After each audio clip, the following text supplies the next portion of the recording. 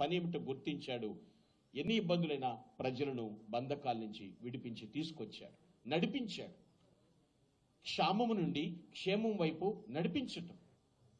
ఈ మాటలు అర్థం చేసుకోవాలి పిల్లలు.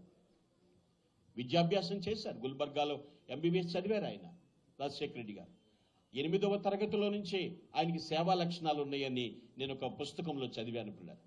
ఎంబీబీఎస్ చదివేటప్పుడు కూడా తోటి విద్యార్థికి ఆయన ఫీ పే చేశారు, ఫీజు కట్టారు.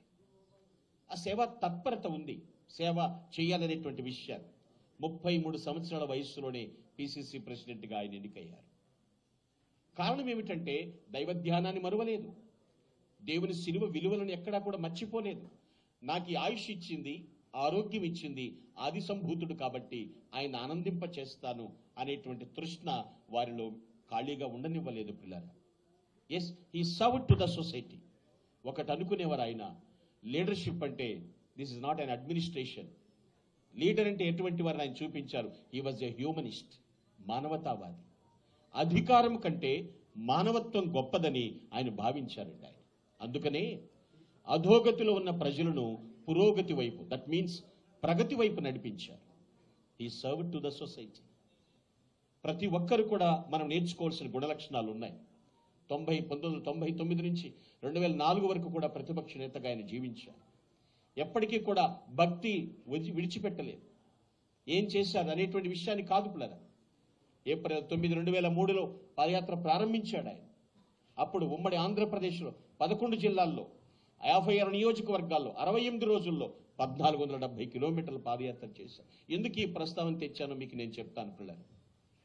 He served to the society అని చెప్పాను. సమాజ సేవ, దేవునితో కలిసి సేవ, దేవుడిచ్చిన ఆయుష్కాలమును ఎలా ఉపయోగించాలో ఖర్చు చేశారు ఆయన. ఫ్యామిలీతో కూర్చున్నా, కార్యవర్గంతో కూర్చున్నా ఒకటే తపన, ఏమిటంటే ప్రజలకు ఏదో చేయాలి. ప్రభు నాకు ఇచ్చిన ఆయుష్కాలాన్ని బట్టి ఏదో చేయాలి. ఈరోజు ప్రపంచవ్యాప్తంగా ఆయన్ని జ్ఞాపకం చేసుకుంటున్నాం. ఆయన జయంతిని పురస్కరించుకుని దేవుని స్తుతించడానికి కారణం ఒకటే పిల్లలు.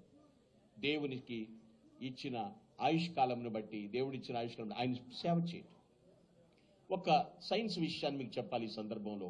ఏమిటి అంటే, చీకట్లో మెరిసే ఎద్దు కళ్ళును చూసి గెలీలియో అనేటువంటి సైంటిస్ట్ లెన్స్ సూత్రాన్ని కనిపెట్టారు. టీ పాత్ర పైన క్రిందికి పైకి లేచే మూతను బట్టి జేమ్స్ వాట్సన్ ఆయన స్టీమ్ ఇంజిన్ కనిపెట్టారు. అంతేకాదు, యాపిల్ ఫ్రూట్ నేల మీద పడేటువంటి విధానాన్ని చూసి సైంటిస్ట్ అనేటువంటి న్యూటన్ గారు లా ఆఫ్ గ్రావిటేషన్ కనిపెట్టారు. ఇవి ఎందుకు చెప్పాను అంటే, డాక్టర్ వైఎస్ రాజశేఖర రెడ్డి గారు పాదయాత్ర ద్వారా ప్రజలకు ఏది అవసరమో అనేటువంటి సంక్షేమ పథకాలన్నీ కూడా భూమి మీద తీసుకొచ్చారు, గుర్తించారు. ఈ సర్వ్డ్, ఈ మాట అర్థం పిల్లలు. నేను 2 విషయాలు చెప్పాను, 3వదిగా చెప్తాను. ఎందుకు ఆయన లాడబుల్ లీడర్ అంటే,